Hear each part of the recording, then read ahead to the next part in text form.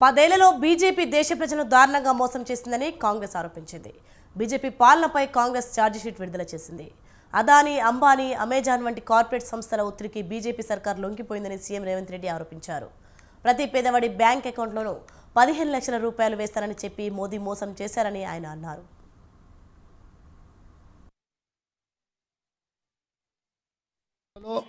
NDA ప్రభుత్వం యొక్క వైఫల్యము 2024 ఎన్నికల తర్వాత భారతీయ జనతా పార్టీ పన్నుతున్న కుట్రల్ని ప్రజలకు వివరించాల్సిన బాధ్యత ప్రధాన ప్రతిపక్ష పార్టీ అయిన కాంగ్రెస్ మీద ఉన్నది. 2014-2019 ఎన్నికలలో నరేంద్ర మోడీ గారు స్పష్టమైన హామీ ఇచ్చిండ్రు. ప్రతి సంవత్సరం 2 కోట్ల ఉద్యోగాలు నిరుద్యోగ యువకులకు ఇవ్వడం జరుగుతుందని.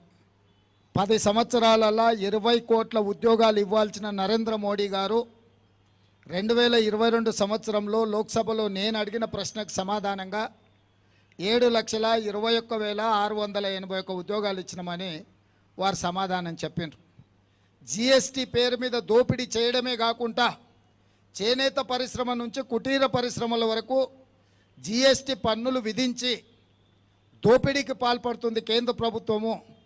ఇవన్నీ చార్జెస్ ఈరోజు భారతీయ జనతా పార్టీ మీద, నరేంద్ర మోడీ గారి మీద సూటిగా కాంగ్రెస్ పార్టీ ఆరోపణ చేస్తుంది. 10 సంవత్సరాలలో ఎన్డీఏ ప్రభుత్వం యొక్క వైఫల్యము ఈరోజు రాష్ట్ర కాంగ్రెస్ కమిటీ ఆధ్వర్యంలో భారతీయ జనతా పార్టీ శ్రీ నరేంద్ర మోడీ గారి నాయకత్వంలో ఈ దేశ ప్రజల్ని ఏ విధంగా మోసం చేస్తూ ఉందో, గత 10 ఏళ్లుగా ఏ రకంగా మోసం చేసిందో, రాబోయే రోజుల్లో కూడా మోసపూరితమైనటువంటి హామీలు ఇచ్చి ఓట్లు పొందడం కోసం ఏ రకంగా ప్రయత్నం చేస్తూ ఉందో మిత్రులారా మనందరికీ తెలిసిందే. నరేంద్ర మోడీ గారి నాయకత్వంలో ఈ దేశంలో కాంగ్రెస్ పార్టీకి వ్యతిరేకంగా మాట్లాడుతూ ఈ దేశానికి నిరుద్యోగ యువకుల సమస్య వెన్నాడుతూ ఉంది.